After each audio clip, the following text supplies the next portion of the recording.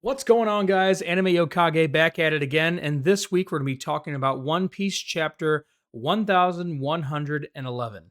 Again, that is just crazy to say. I cannot believe that the chapters have gone on this long, and they're just going to keep going. It's an incredible feat by Oda, and I'm so happy and so grateful to have such a long running, amazing story. So let's get into it. This week, One Piece actually clutches the Weekly Shonen Jump actual cover page. And there it's looking big original three. It's Luffy, Zoro, and Sanji, all kind of in a more traditional pirate garb. It looks pretty cool, and it's always cool to see them grab the cover page like this. And we also get a reader's request, and the reader actually requested that the Straw Hats take an ocean deep stroll and using glowing jellyfish as parasols, but it looks like Oda put them on some kind of made them float on the jellyfish. It looks really cool. This is actually something I wouldn't mind hanging up somewhere or having as wallpaper on my computer. And yeah, it just looks really cool. Looks like they're all enjoying some fast food, and they even got Kuma and Vegapunk in the picture. It's cool to see them involved since they're current in the story. And it's just always cool to see Kuma. So let's get into the story now. Chapter is titled 1111, The Sun Shield. And the first thing that we see is the Labo phase, where Marcus Mars, as the Itsumade, crashed into the Labo phase, creating a giant explosion, and we're getting the outside look at that, and it looks like he made it through. He made it through. The Itsumade doesn't look like it's damaged at all, and it is continuing its hunt. We jump back into where Jinbei is walking on Zoro, finishing the fight with Luchi. He tells Zoro, "The fight's over, we gotta go right now." Jinbei makes a comment on the haki that he's feeling, probably from Marcus Mars and the Itsumade, and or all the Gorosei combined as a whole. But we look over to Luchi, and Luchi is still standing. Even though he's cut down, he's still standing. He's not giving up completely. He's defeated. He just won't lay down on his damn back. And it looks like Rob Lucci just doesn't want to take this defeat as the answer. He starts inching closer towards Zoro and Jinbei. It's not like he's speed blitzing him or anything. He's just moving slowly, trudging at him. And Jinbei is like, "We can't mess with this right now." So he pulls off a 5,000 brick fist and completely deletes Lucci off the page and into the next panel. He's completely gone. When this gets animated, it'll look really, really cool. But he gets blown back far away from Zoro and Jinbei, and he actually really goes back to his human form, regresses back into it, still with all the damage in tow, and I'm pretty sure Lucci's out for right now. I mean, being a zone, he's going to heal really quickly, but everything's happening so fast, I don't think that he's going to heal quickly enough to jump back into the action. Maybe just quick enough to save Kaku, and he asks Marcus Mars here in a little bit if you could spare Kaku, but I don't think he's going to try and kill Kaku. I think he's just not going to try and save him either. So that'll be up to Rob Lucci to go back in and save his comrade and his friend. I think that'll be a redeeming feature for Rob Lucci, but I don't think that Marcus Mars is going to do it himself. So that will rely on Lucci, and they'll just barely get away from Egghead. Marcus Mars comes down right where Rob Lucci got knocked to, and he gets right to business. Where is York? I'm assuming he wants York, not because York can still make the Mother Flame and everything. Of course, they're still interested in that. But right now, York is probably one of the only people that is going to cooperate with them and knows where the signal is broadcasting from. The signal being the message from Vegapunk that's going to reveal all the mysteries of the old world. So with Rob Lucci's final bit of energy, he starts pouring out everything that he can to Marcus Mars, all the information that he has, and he's absolutely shocked to see Marcus Mars to begin with. But he starts relaying all the information to the Itsumade anyways. And he tells them who is where is what, what's going on. And he makes one request of Marcus Mars like we talked about. He wants to see if Marcus Mars can at least spare Kaku.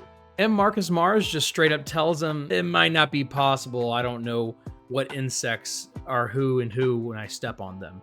Yet again, another way to distance themselves from the actual government. And it makes Rob Lucci, I can only assume, just feel like the dog that he is, or cat that he is.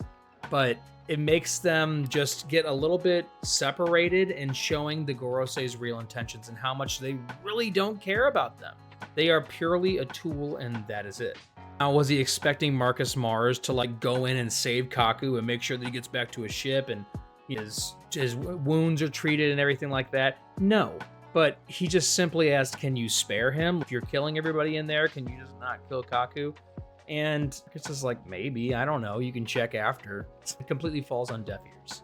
Now we cut over to Dory and Broggy and Luffy having their good reunion, the long-awaited reunion. And they're really surprised by Luffy's appearance, and Luffy's just as surprised to see them. And it's actually really funny to see him talking because right next to him is the giant sandworm with its head cut off. It's just bodies laying there. And so they decide to just stop and have a little chit-chat right in the middle of this big battle with the 5 Gorosei. Broggy informs Luffy that everybody is heading towards the back of the island, and now that they have him, they can head there as well. And we get this kind of like really helpful overview map of where everybody is. We used to get it like Onigashima, where it shows where everybody is within the castle. So I really like that Oda added this, and it gives a lot better context because obviously we don't know what Egghead is like, and we have no sense of direction of what's going on. We're only hearing the back of the island, so it's cool to see the journey that they're going to have to make in order to get out of here. But not only did Dory and Broggy just deal with the sandworm, now they have to deal with 2 other Gorosei, Saturn and Warkuri, which are the Gyuki and the Hoki. But before any battle gets started or anything like that, Dory needs to inform everybody to get back to the ship and that the retreat is beginning. So he takes out this super cool Viking-looking horn and blows it to where everybody in the island can hear that the retreat has begun, mission achieved. And giants probably don't have a lot of experience when it comes to extraction missions. They're most likely just destroy, destroy, destroy, and battle hungry. But they could probably pull off an extraction mission if they needed to. Not the most sneaky or the most swift or anything like that, but they're getting the job done here pretty well. There's no complaints, I don't think. So everybody hears the horn and everybody says, great, they got the straw hats.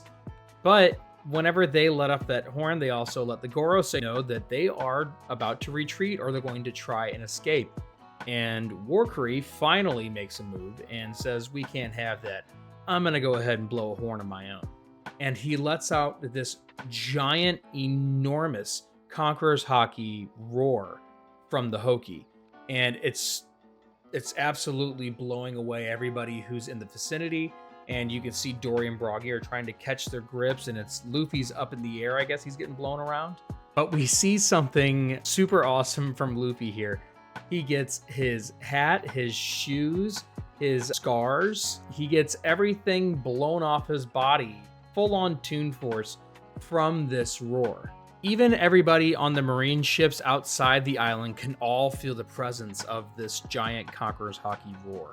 But let's go ahead and touch back on what happened to Luffy. Everything got blown off him, even his scars. And he grabs those scars, as you can see in a panel, and puts them back in place. His eye scar, his chest scar, everything. This Toon Force just keeps backing itself up of why it is so OP and broken. Because I don't know if you guys realize the implications of this. We knew he could take certain things and make them look like other things and manipulate his body. But being able to take scars off and put them back on, this implicates a major healing factor as well. So let's go ahead and throw a scenario. Luffy gets his arm cut off, and a couple different things can happen if you're implementing the Toon Force. His arm could get cut off, and then as the arm hits the ground, it was a fake arm, and he goes, whoop, and pops out another arm like, ooh, that was close. Or even if his arm comes off, he could grab his arm, maybe materialize some glue out of his hair, wipe it on the nub, put the arm back on, and then it's good to go. Fixed it.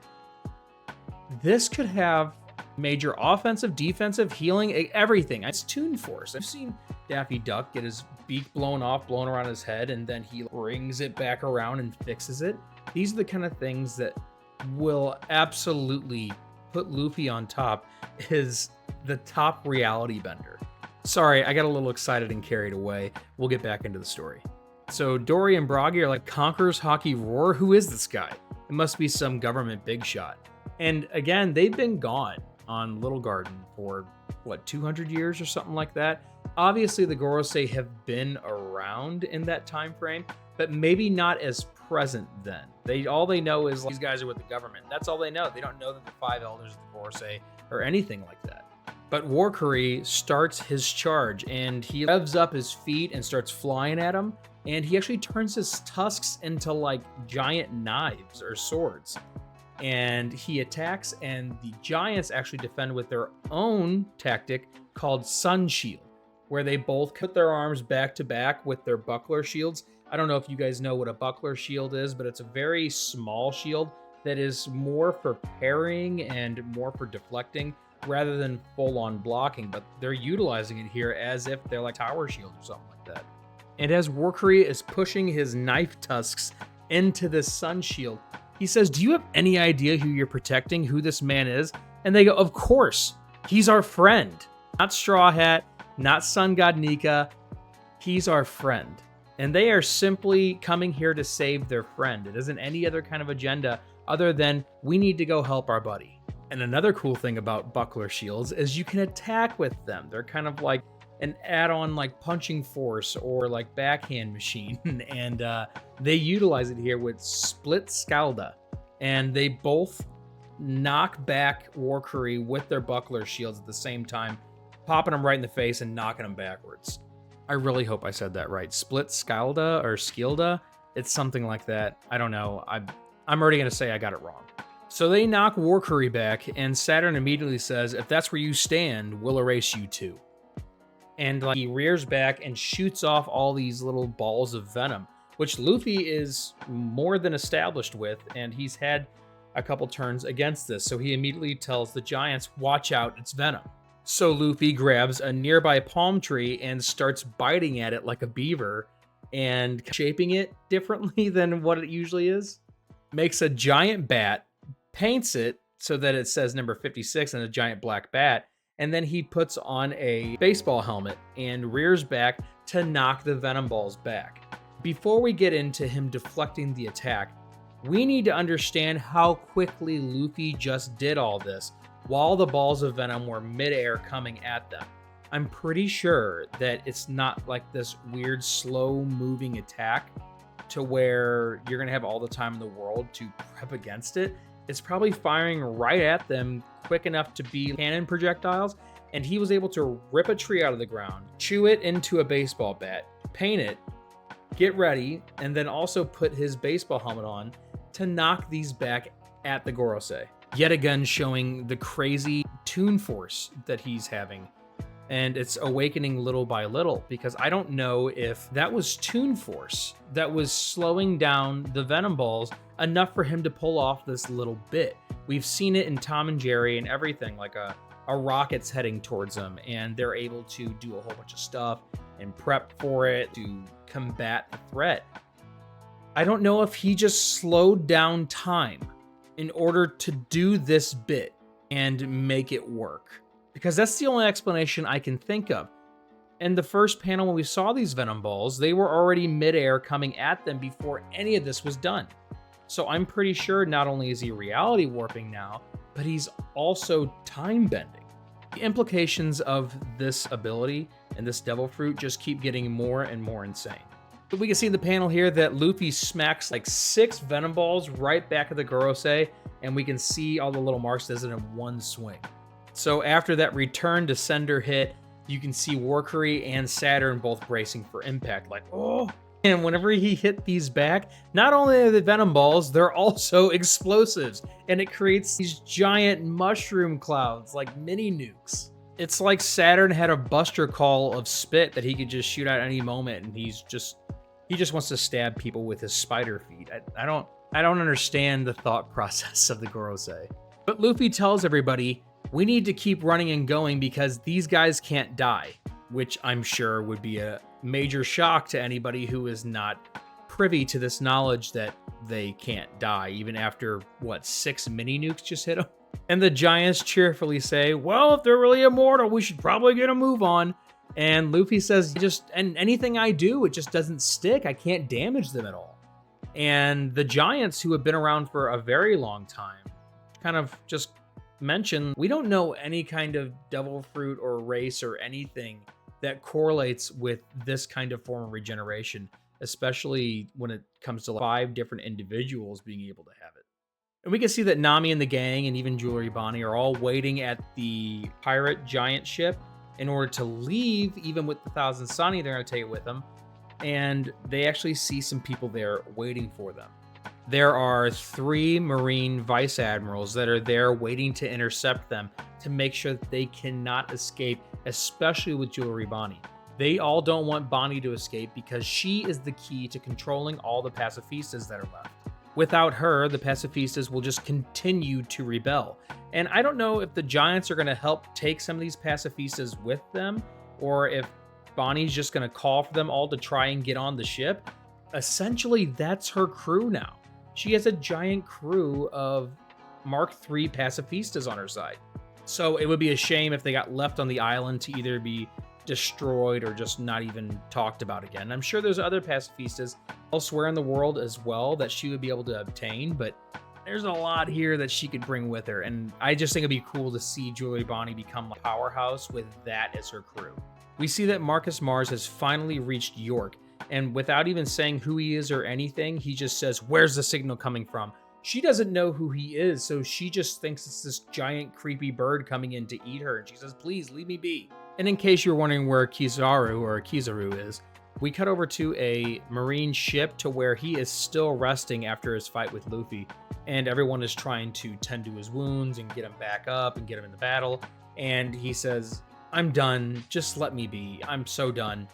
I'm going to lay here and I'm going to be out of this battle," especially with all the Gorosei there and everything. Anyways, Kizaru is definitely a powerhouse and would be able to add into this fight.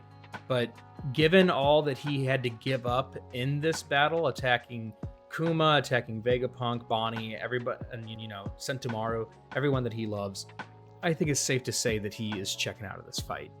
And finally, the moment that we've all been waiting for on Egghead, the giant robot finally moves. It moves, it stands up in the middle of the island. We can see the true stature of the giant robot. It's just towering over the skyline and the landscape, and it's rising up out of the fire. Apparently fire won't hurt it because it's a robot.